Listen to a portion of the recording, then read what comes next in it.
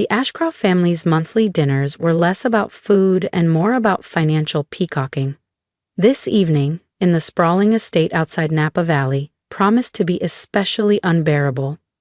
I took my usual seat near the fireplace, quietly observing while my cousins competed to see who could brag the loudest. "Just bought a ranch in Jackson Hole," Preston drawled, swirling his wine. "Right next to the guy who owns half of Silicon Valley." "Please," scoffed Cassandra, flipping her designer clutch open with a flourish. "We just closed on a vineyard in Tuscany. Private access to the Med. You can't even put a price on that kind of view." I hid my smile behind my glass of iced tea. If only they knew. "Nora." Aunt Evelyn's voice cut sharply across the table. "You've been awfully quiet." Preston leaned in, his faux sympathy dripping. "We were just wondering about your living situation." And there it was.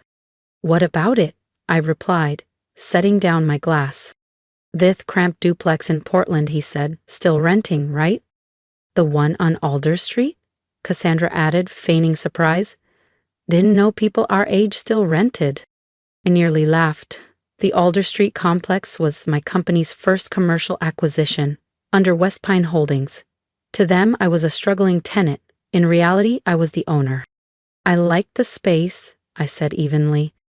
"You're 35, sweetie," Evelyn added with a patronizing smile. "It's time to grow up. Buy something real." "Real?" "Try a $1,800,000,000, 0 cents portfolio of multifamily buildings, commercial towers, and yes, Ashcroft Plaza, the very property they gathered in monthly. 6 months ago, I acquired it discreetly through a private equity arm they'd never trace back to me." "I've managed just fine," I replied. Preston smirked. "You can't even afford a mortgage." I leaned back and let them talk, because soon the lease renewal would come across their desks, and guess whose name would be on the letterhead? Dad finally glanced up from his wine glass. Now, Preston, not everyone's blessed with your sharp instincts." "Nora chose her path," Aunt Evelyn chimed in with a sigh, as though I'd disappointed them by not marrying a hedge fund manager or becoming a lifestyle blogger. "They thought I spend my days showing cheap walk-ups to broke grad students, barely scraping by on commission checks." What they didn't know was that Nora Hale, the family underachiever, was also West Pine Holdings, the anonymous firm quietly snapping up commercial and residential properties throughout the Pacific Northwest for the last decade. "Speaking of real estate," Cassandra interjected with a sparkle in her eye, "have you heard about that situation on Alder Street? Some firm bought the entire block. They're going to knock it all down," she added with mock pity. "Guess that little apartment of yours will finally go." I kept my expression neutral. I was the buyer, and I had no intention of tearing anything down. The Alder Street complex was a hidden gem: brick facades, vintage detailing, and rent protections for families who'd lived there for decades. I was deep in a historically respectful renovation. "Really?" I asked. "Hadn't heard." "Well, of course not," Preston smirked. "Deals that size are way out of your league." "If you get booted," Evelyn said brightly, "you can always move back into the guest house. We'll help you find something more respectable. Maybe even someone respectable." "I'm happy," I said flatly. "And so is my landlord." Cassandra gave a tight laugh. "You can't live a small life forever, dear. Hale used to mean something in this state." It still did. Just not the way they thought. In real estate circles, West Pine was synonymous with ethical growth and tenant-first investing, the antithesis of my cousin's flashy developments that bulldozed communities for clout. "Actually," Dad said, setting down his glass, "this meeting's partly about business.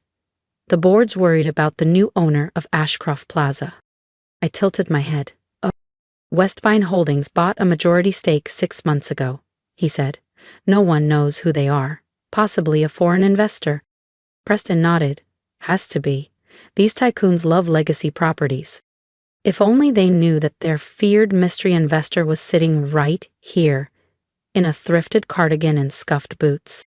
"And now," Dad continued, "they're asking tough questions, especially about our accounting practices.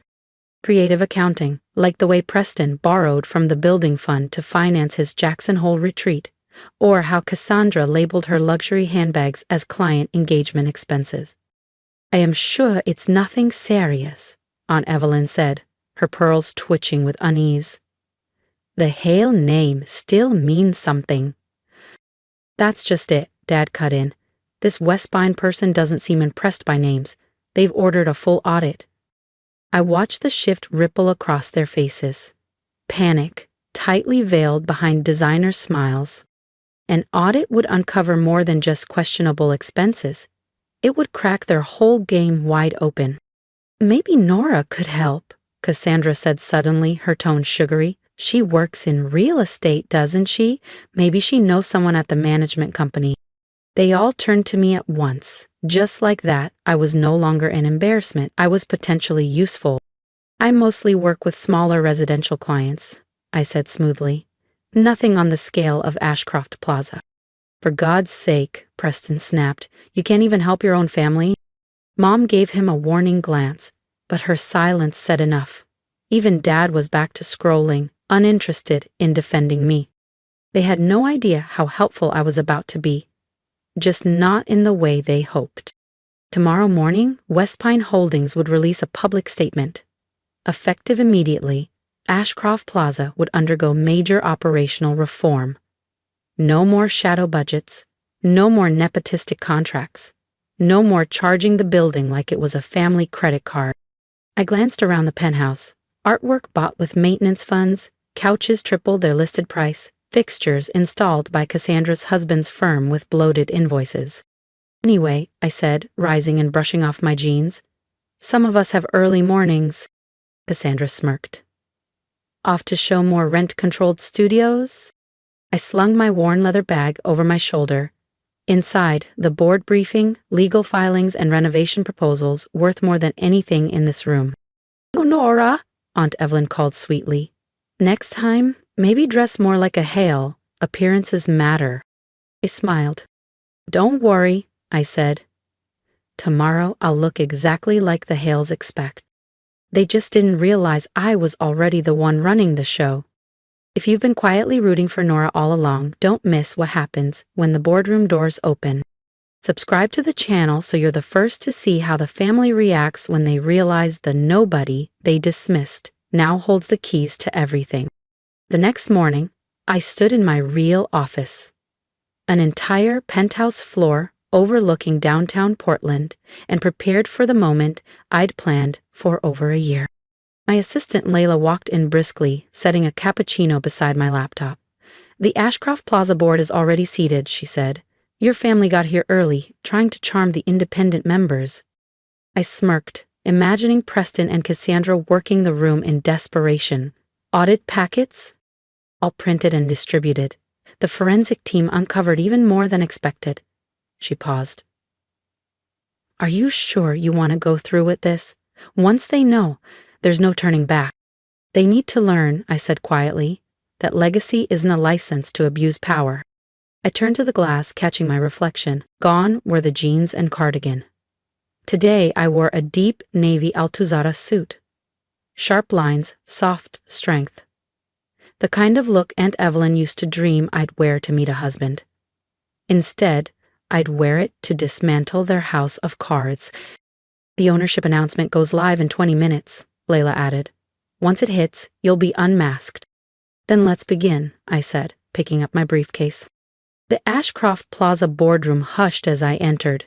My family was clustered at the far end, unnerved, underdressed, and visibly rattled. Who are you? Preston barked. This is a private meeting. I calmly placed my briefcase at the head of the table. I'm Nora Hale, I said, founder and sole owner of Westpine Holdings, the company that owns this building and several others your family leveraged illegally. Evelyn turned ghost white.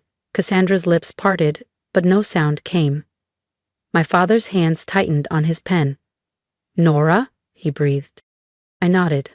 Good morning. I opened the briefcase and began sliding audit reports across the table. Shall we review your financials? This is insane, Preston stammered. You're just... What? I asked. The black sheep? The renter? The woman in consignment clothes? Cassandra blinked. But you show apartments. I work, I said simply.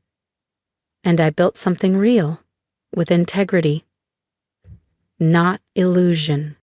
The board watched, stunned, as the proud Hale family began to unravel, one page at a time. These folders, I said, contained detailed documentation of every misused fund, inflated invoice, and falsified receipt. Reports of financial irregularities involving Ashcroft Plaza's accounts, I began, distributing the final set of documents. Preston, would you care to explain the $2 million, 0 cents in roof repairs that financed your Jackson Hole property? He flushed so hard and fast, I thought he might pass out. Or Cassandra, I continued, flipping the next page. Maybe you'd like to walk us through your husband's invoices, charging 3 times the market rate for basic plumbing. You'd air out your own family's laundry like this? Aunt Evelyn gasped. No, I said evenly. You aired it out. I'm just making sure it gets cleaned. Dad finally spoke, voice low and pleading. Nora, sweetheart, we can explain. Don't, I said, raising a hand. I've watched this family treat our great-grandfather's legacy like a personal ATM. While you mocked my so-called humble life, I was building something better, on values, not vanity. But why? Cassandra asked, dazed. Why pretend to be struggling? I didn't pretend anything, I replied. I lived modestly, I invested wisely. You assumed wealth had to be loud. The Alder Street building, Preston said, stunned. You really live there? I own it, I corrected. And most of the block. And no, I'm not demolishing it. Because some of us care about people, not just returns. Suddenly, phones around the table buzzed. One board member looked up, reading from his screen. Westbine Holdings reveals CEO's identity. Nora Hale, a strange member of the Hale family, confirmed as owner of $2 billion, 0 cents, real estate portfolio. Evelyn fumbled her phone.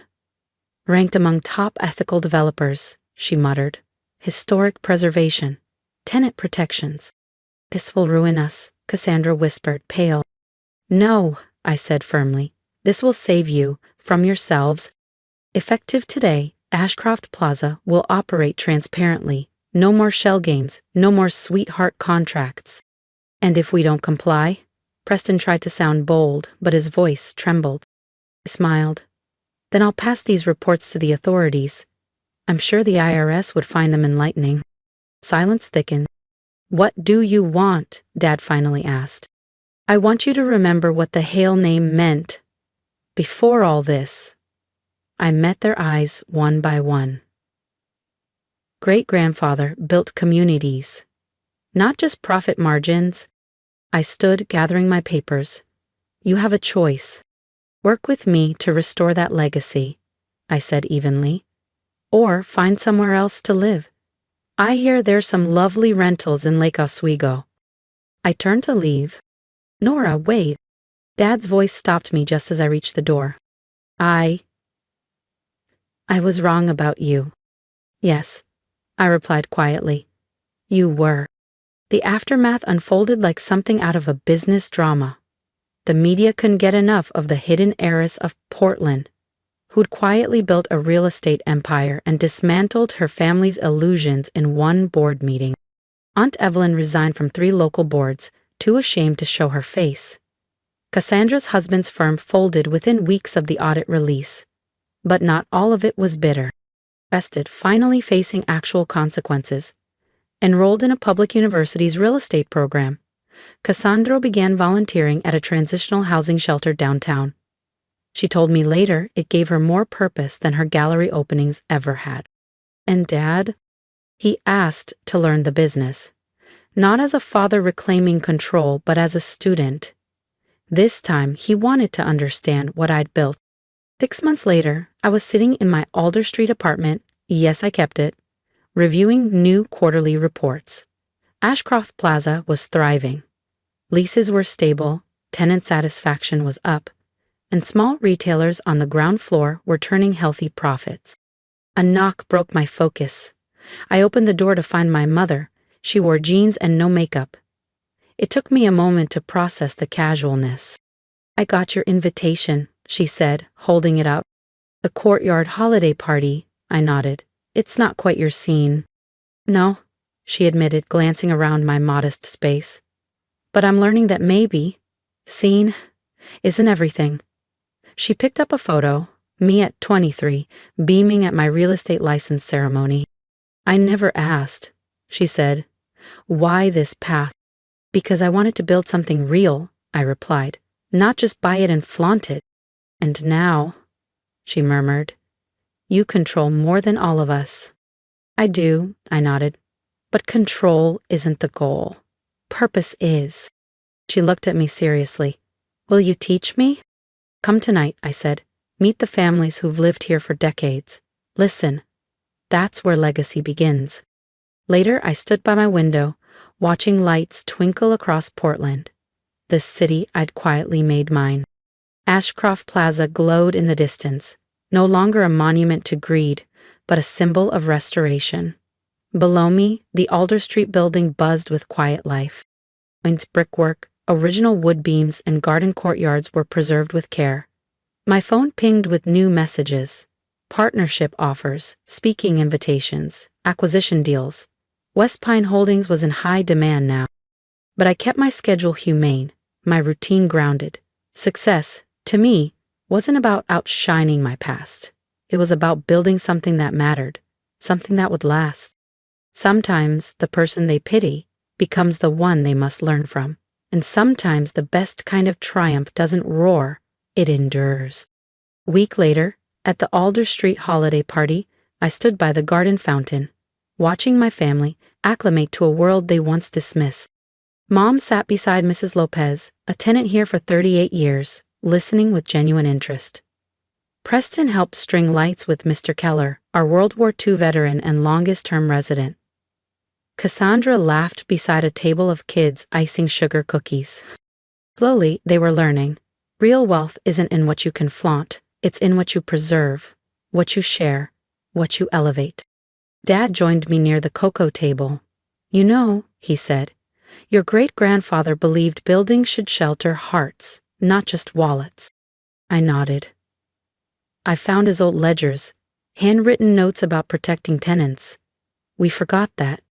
He looked at me, not like a daughter who'd gone off track, but like someone who'd carried the torch he'd dropped. "You could have ruined us." "It's never the point," I said, watching a little girl twirl under the fairy lights. I wanted to build something that would outlast me. And sometimes, the greatest success isn't in proving them wrong, it's in offering them a better version of right. If you've ever been underestimated, overlooked, or quietly counted out, then maybe you see a little of yourself in me. I didn't set out to prove anyone wrong. I just wanted to build something real, something that couldn't be taken away because it was rooted in values, not vanity. If my story moved you, I'd love to hear your thoughts. Drop a comment below. What would you have done in my shoes? What have you built in silence while others doubted you? Let's talk about it. Let's give each other credit for the quiet work, the long nights, the tough choices. And if you're facing a moment like I once did, when the world expects nothing from you, don't shout louder. Just build stronger. You don't need approval to begin. You need purpose and consistency. The rest will come. Support this journey by subscribing to the channel.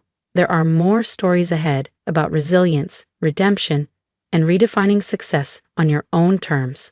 Because legacy isn't what you inherit, it's what you create. And sometimes, the best revenge is not revenge at all. It's becoming exactly who they said you couldn't be. So, subscribe, stay with me, and let's build something that lasts.